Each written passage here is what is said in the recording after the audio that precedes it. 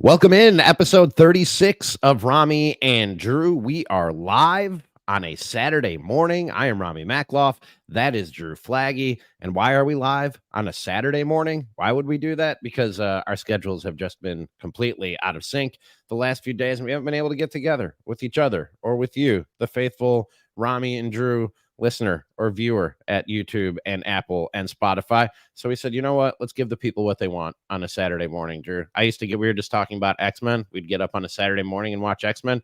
We're kind of like the X-Men, and folks can get up with us on a Saturday morning.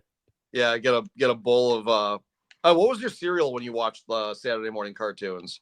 Oh, that's a good question. I mean the classics, Lucky Charms. I was a big Cocoa Puffs guy. Loved me some Cocoa Puffs and Cocoa the chocolate milk left in the bowl afterwards. Yeah, yep. that was my jam. Yep.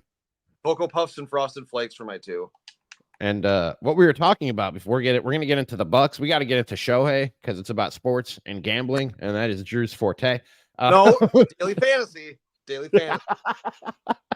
But we were talking about X-Men 97, just to give people a little context of the conversation we were having about getting up on Saturday mornings and doing things we love. And it's back, and it's on Disney Plus. And I think they did a pretty good job with it. Drew is done. He's done with Marvel. He's out. I'm done. Can you be brought back? Look, they're gonna I'm gonna see Deadpool 3. It's gonna take a series of good movies for me to come back. I don't care about any of these characters. I think they write all the heroes like they're villains now. They try to justify this weird there's a moral gray area. And it's well, Sam Wilson legitimately wanted Bucky to die through the entire show. And now you're gonna go in the weeds. Now you're gonna go in the weeds. I know but they played spooky music behind John Walker, and they're see, he's a bad guy. He's Captain America, but he killed people. But if you go back to the first Captain America, he literally busts down a door and is shooting Nazis. Yeah, but they're Nazis. The people were blowing up government buildings with just government workers in it. Hey, I'm not here to defend anyone or to villainize anyone. I'll just say that one person's terrorist is another person's freedom fighter. That's all I'm saying, Drew. All right, that's all I'm saying. Is this a Palestinian thing that we're doing? I was gonna.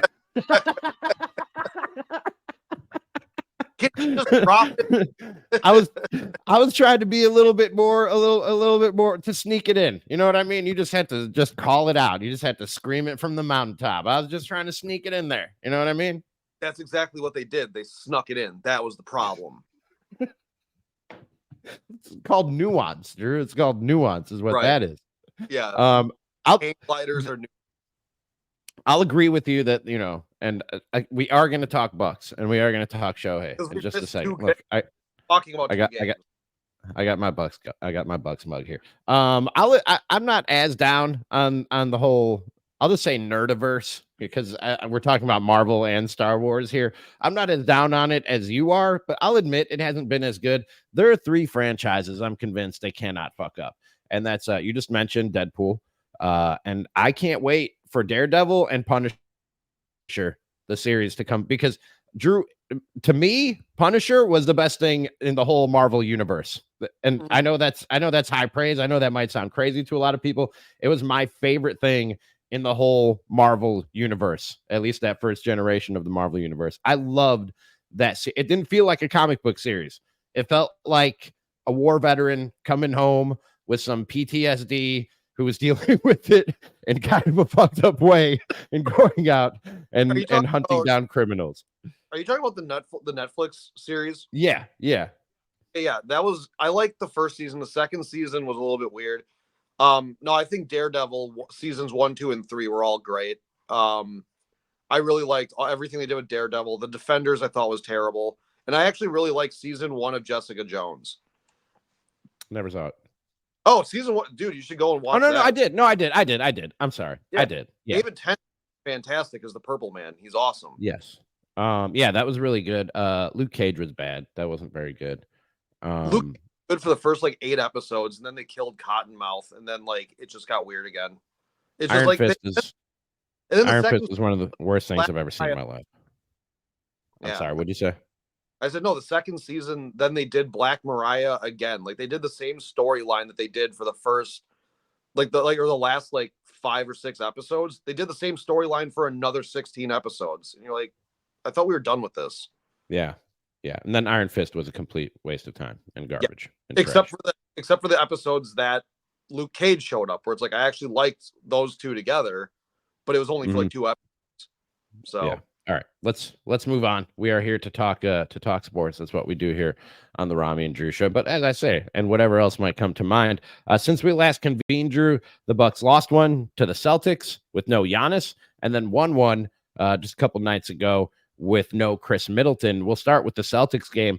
It was not competitive for much of that night, but and you know what, Drew? We've given a lot of shit to the NBA media world and even like fans and the way that like narratives get carried away, especially negative ones, and especially seemingly when it comes to the Bucks. I gotta say, after that game against the Celtics on Wednesday, the narrative in a lot of places, I even heard it from a few Celtics fans, including our friend Nick Cattles, my former co-host, who you can catch on the Nick Cattles show and follow on Twitter at Nick C Radio. He's a big Boston Celtics guy, sort of saying moral victory for the Bucks to come out and mount that comeback from they were what down 20 plus points at one point in that game. 24 or something at some point. It was like 20. There was 20. I know it was in the 20s.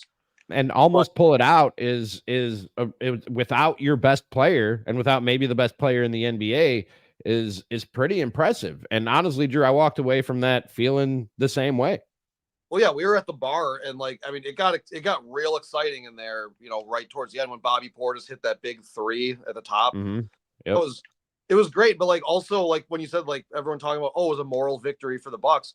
The thing is, the only people who seemed to not think it was a moral victory were the actual players. Like if you listen to like Middleton post game and Damian Lillard, they were like, it's still a loss, and it's like, yeah, but like, come on, guys. Like this was the one game like I thought that it was going to be overreaction city with the fans and stuff and like all the dark corners of the internet I lurk in, and everybody was actually shockingly positive about that game. Yeah. I mean, I was okay with it, but then it's like the players were like the only ones not happy with the outcome, and I'm like, well, that's understandable, but I was like, man, you guys are being more hard on yourselves than you need to be. Like, Which have you that's ever going to happen. have you ever like made something like I had like wood shop in in high school, and I made like a cabinet and there's like a little bit of a defect on it because like I scratched it with something, and I was really unhappy about it. And my grandma, she's like, grandmas are always gonna praise like everything you do, and like, it looks perfect. And I'm like, no, like I screwed it up right here.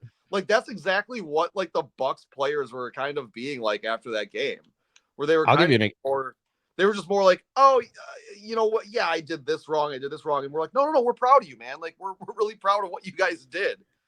And they're like, no, I suck. And it's just like, come on, guys. Don't be remember like, a few remember a few weeks ago when we went to Comedy on State up in Madison, and I had I think by most people's estimation who were watching, I had a pretty good set. But I told you as soon as I walked off stage, so we only get 4 minutes, and I had like a 5-minute bit I was doing. So you kind of got to edit on the fly, and yeah. I took out the wrong line. And like, so that was, even though I got laughs throughout, the first thing I said to you when I walked off stage, I was like, I screwed up. I took out the wrong line. Like, it was a good night. It was a good set, but that was the thing that stuck in my mind was the one thing that I kind of screwed up. You know what I mean? Right. And that's exactly the thing that like, that stood out to me, particularly with the Bucks, was that Dame looks like Damian Lillard. Like he looks like the guy that he's been like that for about a week and a half now.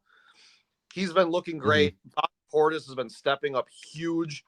Dude, Chris Middleton, and I know he probably doesn't have the legs or the lungs yet to call him in full game shape, but the stroke is there, the shot is there, man. He looks real good since coming back from the injury. Well, the legs are there though. It looks like because he played 32 minutes and Doc said he was going to play him only 30, but Yeah. like they were such a run that like, how do you pull him out?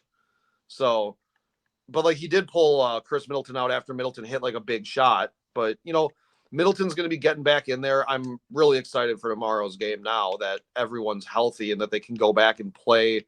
They can go and play against Oklahoma City because that's going to be a tough game. But I still think OKC is beatable. Like I don't think Agreed. that the area of a 1 seed is like everyone else kind of thinks they are. I think they're too small. Like Chet can get pushed around. I don't think he's that strong yet.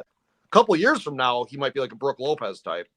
But right And now, they just don't have the pedigree. Like I think especially in the NBA, Drew, even with arguably the people will maybe take issue with this because of where a lot of people are watching or listening to us from. I watched arguably the greatest team ever assembled in the NBA with the Bulls in the 90s, and Michael Jordan and those teams had to go and get their asses kicked for like 3-4 years in the playoffs to sort of build up those battle scars and figure out what playoff basketball is all about. Oklahoma City just doesn't have the pedigree yet, the playoff pedigree, I think, to go and run through the West or to consider like a huge favorite to come out of the West as the 1 seed.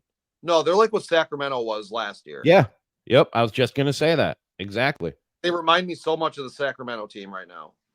The Bucks had to do it. The Bucks had to suffer. Have some really good regular seasons and then go into the playoffs and get their asses beat and learn what playoff basketball is all about. That's the reality of the NBA, man. It's literally largely because of the way that referees call it, but also the way that coaches use their benches and rotations. It becomes a different game in the playoffs, and you have to figure it out. Yeah, definitely. And I think the Bucks are going to be just fine. Like last night I was at the Comedy Cabin in Janesville and the owner of the club asked me like he's like, put bias aside, who do you think is going to win the championship this year? And I said, I was like, until they tell the Bucks to go home, there's no games left for you guys.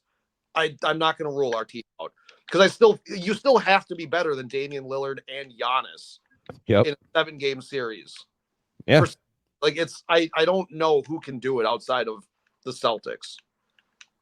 And that's the point I keep coming back to is just that this is a star powered league. And when you have two guys like Giannis and Drew, you have a really good chance of coming out of just about any 7-game series.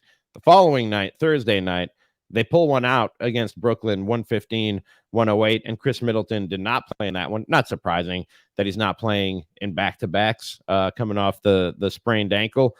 And they were handling the Nets for about a half of that game, and then they just came storming back. And there might be some of the opposite sentiment in that game compared to the Celtics game of should it have been that close, against this Brooklyn team with the big lead that you have. But that's an NBA team over there. You have no Chris Middleton. Giannis wasn't himself. He went 9 of 19 from the field, 21 points in 35 minutes. I had no problem with that performance, and I really like the way that the Nets were able to make it close, and the Bucks did what good teams do down the stretch of close games and closed it out. You had big shots by Dame, you had big shots by Beasley. I was really happy with the outcome of that game without one of your best players in Chris Middleton. Yeah, that was fine. That was just one of those games too where it just seemed like they decided, okay, well, we're going to turn the switch back on now. So it's like this is a team that can turn the switch on and off. And yeah, they did let the Nets get back in a little bit more than was probably necessary. But they closed it out. Dame had some big steals. Also, Damian Lillard was fired up at the end of that game. Like if you saw him like flexing and everything, and that was awesome to see. Because then my whole thing was like, hey, ESPN, I think he likes being here. It's, it's like to let that shit go where they're just like, oh, he's miserable. He hates it that he didn't want to go to Milwaukee. I think he's having fun. Okay, it looks like he's having fun. Yeah, I don't think the problem for Dame was ever Milwaukee. I think the problem for Dame, and have some experience in doing this, is being away from home, being away from your family. Like no matter where he ended up, and I know he wanted to be in Miami, and maybe if you're in Miami and surrounded by sunshine and sand and beaches and gorgeous women and whatever else, it's a little easier to cope with being away from your family and so far away from home. But I think no matter where Dame ended up, there was going to be an adjustment period because he's not like this huge nightlife guy from what I've seen, from what I've perceived of him. He's a dude who, he's said it himself. He likes to go home after the game and he misses his kids, man. He misses his whole family out there on the West Coast. There was going to be an adjustment for Dame. I don't think it was a problem with Milwaukee. I think it was being homesick for lack of a better term. And he probably still is a little bit, but you adjust, you get used to it, you settle in, and it helps when you're winning more basketball games and when that big orange ball is going through little orange hoop more often. Like it helps you cope a little bit better. Yeah. No, he was good. Also, another thing too that I want to kind of bring up about just the team. Did you notice no Brook Lopez to close out these last two games? I did notice that. That was odd. I'm wondering what's going on there. Like I get that he kind of was getting beat by like Porzingis, but I didn't understand. Like Claxton isn't that much of like a threat, I think, but they still didn't play him at the end of the game. So I don't know what's going on with that, especially with him being like the defensive stopper. So yeah, we'll have to see if that becomes a trend. I personally don't necessarily like it, but that depends on the matchup. You know what I mean? He does struggle with some of the quicker, more mobile, more agile big men that can dribble around him and get to the hoop or do his little step back and pop one over him. He's one of the best rim protectors in the league, but there is a certain type of player that gives him some trouble. And if Doc feels like the matchup dictates that somebody out there would be better than Brook Lopez, I'm going to trust Doc on that. Yeah. Yeah, I'm just wondering to see tomorrow, like, what do we do at the end of a game? Because I mean, offensively against the Celtics, they made a big comeback without Brook out there, which I was like, okay, I was like, Bobby was hitting shots, but against the Nets, Bobby wasn't really a factor offensively. And then like Brook wasn't out there. I was like, huh, that's interesting to me. Yeah. And it just made me raise my eyebrows, being like, what's going on here with this? It doesn't make sense on paper because a lot of times the coach will make offensive or defensive substitutions down the stretch. He serves a purpose on both ends of the floor. You know what I mean? With the way he stretches the floor or can play around the hoop on offense with the rim protecting on defense.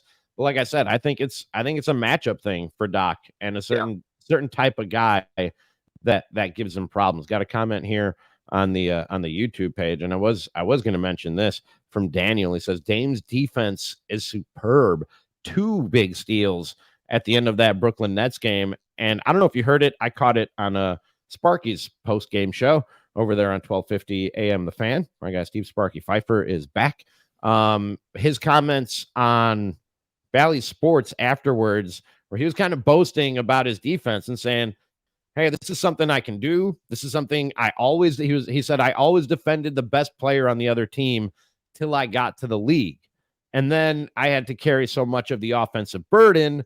And, that takes a toll on you. It drains energy. So I had to sort of pull back what I was doing on defense because of how much was asked of me on the offensive side in Portland. And Sparky made the same point. He said, it felt like Dame was kind of making a point and maybe talking to Doc there in that post-game interview of, hey, I can defend a little bit. You don't have to, because the night before he had gotten taken out of the game for Pat Bev. He was maybe saying, you don't need to take me out of the game for defensive situations all the time. I can do this a little bit if I don't have to carry so much of the load on offense. Well, you can look at it the other way. It's like, Dame, you're going to be in there for offense also a lot. So I wouldn't be offended if you bring in Pat Beverly to, try to get a stop, if you're telling me, we need to get a stop here and it's for one possession, I still kind of want to roll a Pat Bev on that one just for the stop. Yeah. I'm not saying we're going to try to steal the ball, go in transition, like any of that. Like, just get a stop and get possession again and call a timeout and then bring Dame back in. Like, I'm totally cool with that, because you wouldn't sit there and go, well, we need a bucket, let's put Pat Bev in there. No. So no, that's Yeah, I mean, Damian Lillard's defense has been really good under Doc, and like it's the same thing as with Malik Beasley. Like I keep talking about him because I still see people saying that they think that Beasley's defense is bad, and I'm like, when they got to get a stop, he really clamps down. He's average, maybe slightly above average. I don't think he's not the guy that we saw at the beginning of the season, Drew, who we didn't think. I remember saying on this podcast, like, I don't think this is an Adrian Griffin thing. I just think Malik Beasley can't play defense. I don't think anybody's getting that out of him. But he's gotten better. He's gotten better since Adrian Griffin was fired. I keep bringing him up because I gave him an F on defense at the midseason, and how it's like, I'm like, it's actually pretty damn good. Yeah. No, so, he has been pretty damn good. And I'm not saying, again, matchups, but Dame can play a little defense, and he'll pick the pocket or jump in the passing lane here or there and cause a turnover. And if you're not dealing with, I don't know, name a great shooter in this league, there are plenty of them. If you're dealing with a great shooter or a guy who's great off the dribble, maybe have Pat Bev out there. He's a defensive specialist. But if it's not necessarily like a mismatch there at the point guard situation, then maybe you leave Dame out there on defense. He showed you can do a little something and has shown flashes of that throughout the season. Yeah. No, he has more steals this year than Drew Holiday. Yeah. Yeah, you've pointed that out a number of times to Celtics fans. And he makes a great point, and I think a lot of people don't think about this when we're like, why doesn't this guy play defense? Like, about the sort of the battery life of a player over the course of a game. You know what I mean? And if you are a Dame Lillard and you have to carry the load that he has to carry on offense, how much that drains you or how much defense that means you can play on the other side of the court. I don't think a lot of fans think that. I think these guys are just, peak performance, physical athletes and can go out there and run 100% from one end of the court to the other end for 48 minutes. And that's not possible or realistic. No, they're not machines. Right. That's why I always hate that argument. Well, you're making $50 million a year. I'm like, it's for a certain reason. It's right. Yeah. Dame's making that money because he's gonna bomb you from the logo. Like that's right, exactly. Yeah, he's not making that because he's gonna swat your shot out of the air every time you come down on the other side of the court. It's like whatever he gives us on the defensive end, if it's adequate, I'm bonus. Yeah, that's a bonus. All right, I know you got to go. You got to get to the gym, huh? You giving them buckets today? Well, okay, so my girlfriend isn't awake. Her and she has not responded, so that means she is out cold. So I'm thinking the gym ain't happening today for her. I was there for 6 hours yesterday. I'm also okay with not going. Okay, good. Because she wanted to play basketball, with me. I told her that I would play like one-on-one with her, we'll play 21, and I told her that clamp me, she can get free throws out of it. If you stop me and I have to pick up my dribble, she can have a free throw. So she can play to 21 with 1s, 2s, and 3s. You can give her buckets? Men's ball. Yeah, you got to give her buckets, dude. You can't take it easy. Can't take it easy on my girlfriend. This is going to be controversial. I'm putting that bitch in the bucket, dude.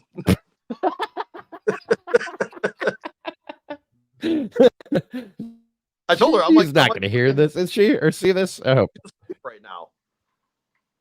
Comment if you're awake right now, because you didn't respond to my text. I'm putting her in the bucket. I mean, I'm going to clip this. I'm going to clip this and send it to her to make sure that she sees it. No, I'll play in the car. I'll play in the car. Throw bows? What? Because she's got a height advantage on you, does she not? Am I wrong? She's a little taller than you. Am I wrong? Probably like an inch and a half. Okay. Yeah. All right. Okay. I'm just saying. Advantage. That is true. Yeah, you got the girth. Yeah, I'm scrappy, dude. I'm a post player, dude. Okay.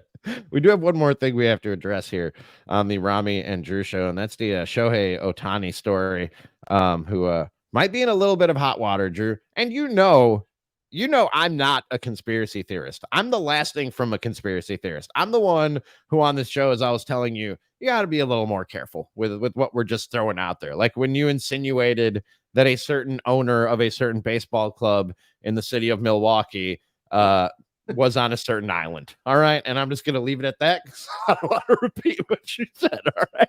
Look, have that much money you can't just on the players. It's going somewhere. Okay, moving on. But there is something weird about this Shohei Ohtani story. For those who don't know the details, I'll give you the clip notes. Journalists were digging around a story about this illegal sports book in California, and they came across wire transfers from Shohei Ohtani's bank account to this bookmaker in the total amount of about $4.5 million. That obviously raised some eyebrows. And then they were like, oh, his interpreter got in some gambling debt, and Shohei, being a good friend, he covered it for him. And then like less than 24 hours later, they changed it to the interpreter stole this money from Shohei Ohtani to pay these gambling debts. And when a story changes that quickly, Drew, without prompting of any kind, it does raise an eyebrow and make you go, what's actually going on here, and how much of this debt was his interpreters and how much of it was maybe Shohei's himself. Well, first of all, I don't like that you put Shohei O'Flaggy because that makes it sound like he's Irish, and that was last week. Like, we're done with that. We don't have. You want me to take out? Is it better if I wasn't sure about the apostrophe? I could take out the apostrophe and see if that changes your how you feel about it at all. Let me see here. Let me save that and put it back up. Is that better? That looks a little bit better. I guess just because it's like you're trying to go Japanese. Okay. I would E at the end of my name to an I, but that's just nitpicking. Fair. That's fair. Okay. Because you're the gambler. That's the joke for those of you who can see the banner across the bottom of the screen. This betting thing is really funny to me that like this happened. But I mean, like, we also know that that's happened like with like comedians and stuff where guys have gotten their money completely, like their bank accounts wiped out by like their agents or, like a brother or something like that. It's just like, or a brother acting as like representation and being like, yeah, I'm going to manage your money. And then all of a sudden, like $2 million of Dane Cook's money is just gone. I think that's who got his shit stolen. That would be. You're right. Yeah. There were like a couple of comedians though that had like millions, and then like it was just all gone because the people that they surrounded themselves with took it. So it's not that far-fetched of a thing to say that maybe his interpreter got in bad. Like, yeah, but like lost some bets. The thing is, Drew, you're talking about people who would have access to your finances. You know what I mean? And people who would have authorization to even spend your money on your behalf. I saw a lot of people pointing out, including people who work in the banking world, saying it ain't easy to get $4.5 million of wire transfers sent, even if it is you. You know what I mean? Like there's it's not like I go on Zelle or PayPal or Venmo and send Drew $20. There's multiple checks and verifications before you're able to send that kind of money, that amount of money over a wire transfer. So that also kind of doesn't really add up, that this guy would even be able to do that or have access to that kind of money that belongs to Shohei Ohtani. The way I'm looking at it kind of is because Ohtani, he's not married or anything, right?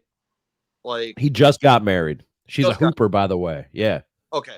So the thing is with like with that, like my grandpa was deaf. So like all of his medical stuff my grandma handled on the phone because he couldn't talk on the phone. It just didn't register with his hearing aid. Sure. Because he had like an older kind of hearing aid. So like my grandma was like the one that authorized literally everything for him. So if Ohtani speaks like practically no English or whatever, and maybe his interpreter had that kind of access. I'm just playing devil's advocate. Yeah, sure. Weird. But I'm like, I see scenarios where his interpreter could probably have had access or been in talks with how to do all this stuff. Like I mean, he's definitely got to have like financial advisors and stuff like that. But it's And it's then, a wild thing that he lost all that money.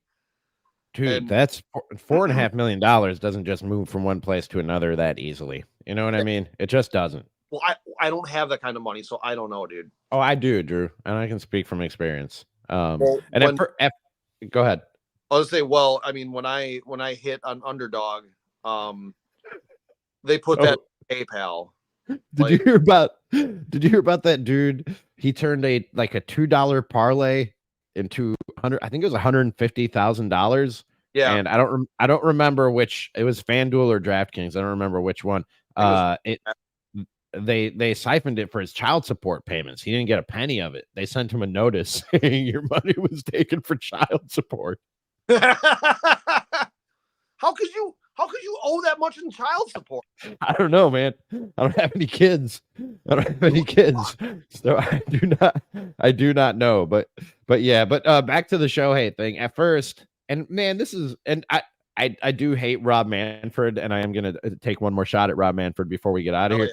But this seems to be the way that every league handles scandal now, where they ignore it until it becomes so big a story that they can't ignore it anymore and then launch an investigation. When the story first broke, Major League Baseball was like, nah, we're not going to look into this. It checks out. And then people were talking about it for 2 days. And I think it was last night, Major League Baseball announced that they are going to launch an investigation into this thing.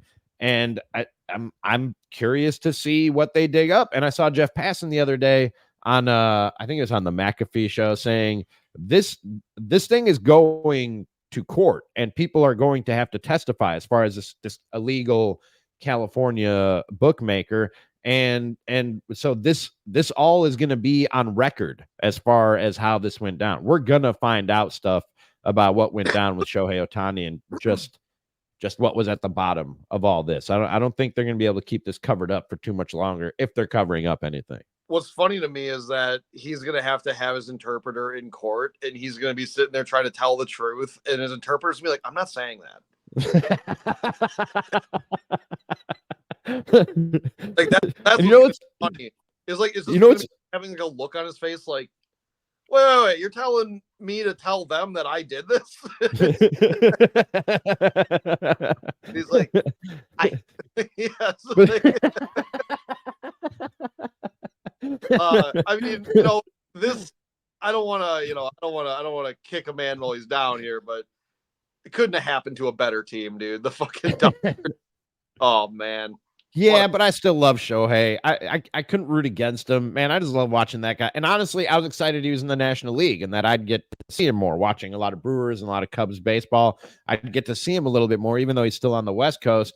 I hate the Dodgers as much as the next guy and how they just buy rosters, just buy all-star teams. You know what I mean? But he's one dude I couldn't root against. And if they dig up dirt on this and he's suspended or whatever, it's a Pete Rose situation, that would bum me out, man. That would legitimately bum me out.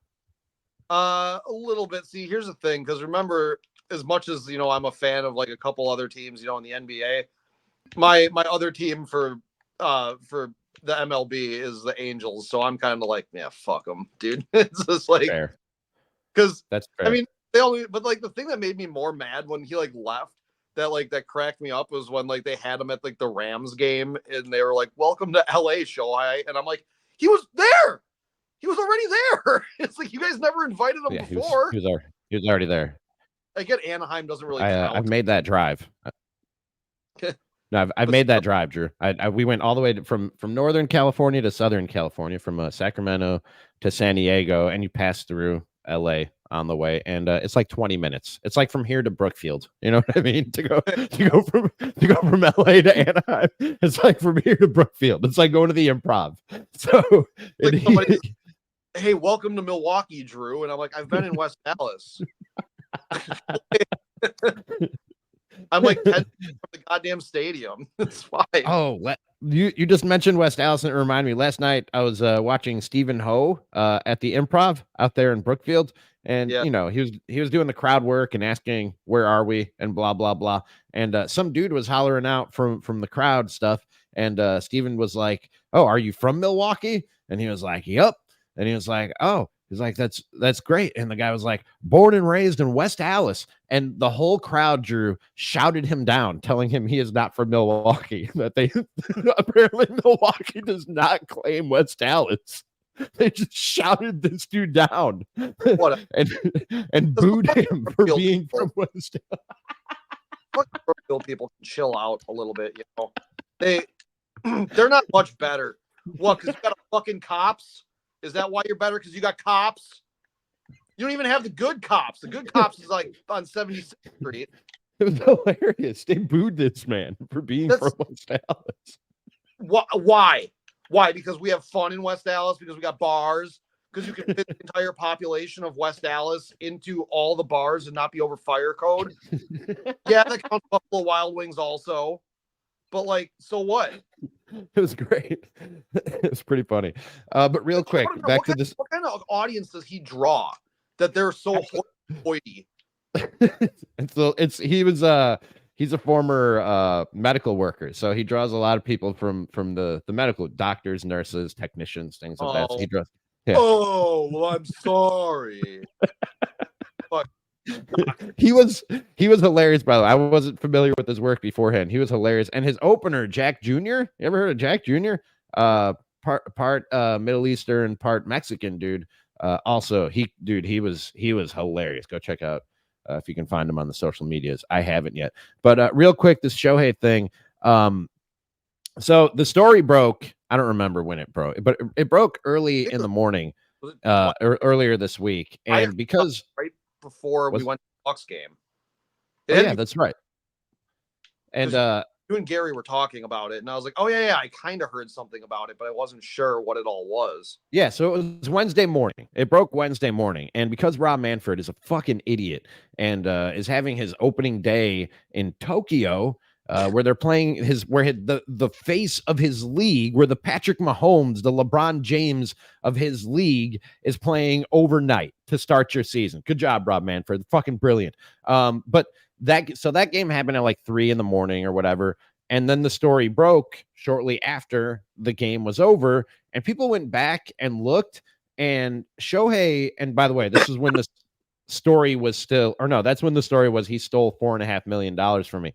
Shohei and his interpreter are yucking it up and joking around in the 9th inning of that game. And then a couple hours later, they're telling us he stole $4.5 million from him. And Shohei knew this as the game was going on. Drew, you're one of my best friends in the world. If I found out you stole $4.5 million from me, we're not having a good time in the dugout as the game is winding up. You know what I mean? We're not chuckling it up.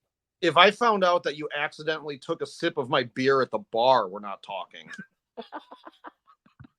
Like it doesn't add up, dude. There's a lot of things about this that just aren't adding up. I hope it all just looks bad and it turns out Shohei had nothing to do with this, because like I said, love watching the dude play baseball. He's amazing. It's phenomenal, literally phenomenal. It's a once in a generation, and maybe not even that type of thing. But man, there's a lot about this that makes you go, this doesn't seem right. What I honestly think happened is I think that he lost that money gambling, and it was one of those kind of things where it's like, I'm going to say it was you to protect me, and I'm going to be paying you under the table. Yeah. Like, I'm basically going to pay all your, like, whatever thing and whatever fines you have. Because Ohtani's getting $1 billion, like, over, like, the next, like, 500 years or something like that. It's like, whatever. It's like, they've got money. These two dudes are set. It doesn't matter. Like, there's no amount of money that's going to put these guys in jail. Like, yeah, that's the theory from a lot of people, is that Shohei's interpreter is taking the fall for him. You know what I mean? In a number of ways, because A, it's the gambling, which would put Shohei in hot water. B, it's the dealings with an illegal bookmaker, which is that's a legal issue. And then C, throw on top of that to pad the story a little bit more, they're throwing $4.5 million of theft charges on top of it. You know what I mean? If this dude is taking the fall to that degree for Shohei Ohtani, that's a great friend, Drew. I wouldn't do that for you. That guy, I mean, he's gonna go to like a white collar prison. Like he's gonna have to. Like they're gonna maybe like a club for criminals. Like, that's all right. Like, you know, it could be worse. Maybe they'll let him watch. That's all I had. I'm just trying to work it out in my head. Like, it's just such a bizarre story, but also it's like weird.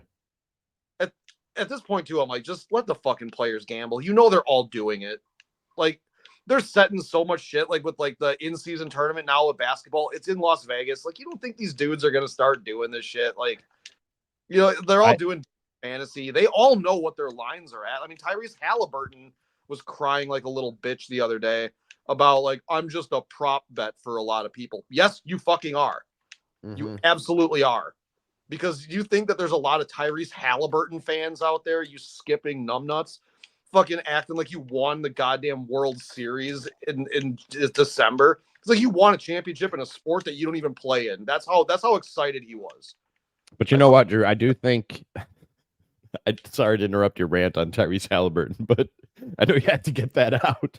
But I do think that a guy as high profile as a Shohei Ohtani and a story this big, if it cracks open and it turns out Shohei Ohtani has a gambling problem, it might force people on a large scale to go, have we let this gambling thing get a little bit out of control? You know what I mean? Even though you and I both know it's going on, and maybe we don't know to the extent that it's going on, but it might force change in some way. That does happen when you have high profile stories like that and high profile people like that, where we go, maybe we need to rein this thing in and pull it back a little bit, which I know would not make you happy and other people who watch and listen to this show, but it might force some kind of action, or at least some sort of start the thought of maybe we're letting this thing get a little bit out of control.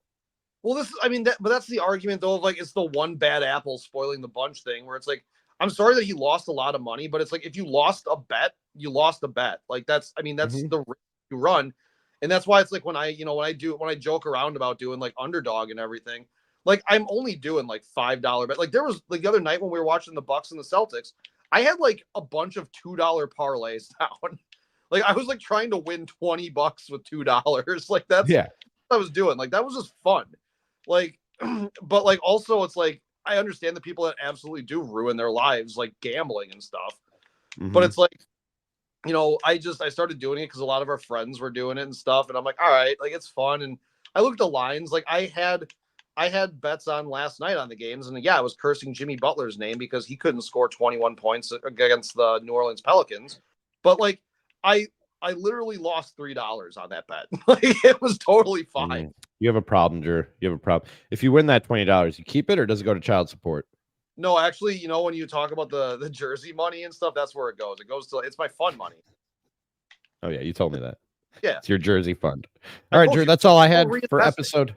I make money doing comedy, and then I reinvest it into my portfolio, which is underdog, and then I diversify, which means I bet on the Orlando Magic and the Bucks. So it's a diverse portfolio.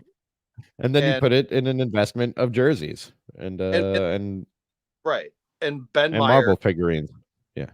And Ben Meyer told me that I'm basically the Wolf of Water Street. So all right. That's Drew Flaggy. He's the Wolf of Water Street. I'm Ramie Makloff. This is Ramie and Drew, episode 36. Drew, I'm going on vacation. And I said yesterday I was going on vacation, and somebody on Twitter was like, vacation from what? This, first of all. And also I do work. I have a part-time job. All right. I have a job. But I'm going to Port Aransas, Texas on the Gulf of Mexico for a few days. I am gonna I'll bring some podcasting equipment with me and see if I can find a room in the Airbnb for us to do this on Monday and Tuesday. Did you say that you were going to Portland, Texas? Port Aransas, Texas. Yeah, Portland, on the Texas. Gulf of Mexico. Yes, that's where I'm going. Portland, Texas. So by the way, hottest of Jacobs Jacob asks, Drew, do you still not have a real mic? No, he doesn't, Jacob. I lost a lot of bets. Jimmy Butler doesn't cover. Dude, those little wireless mics are like $4 and they sound fine. They sound or $40. I'm sorry. They sound fine. They sound great.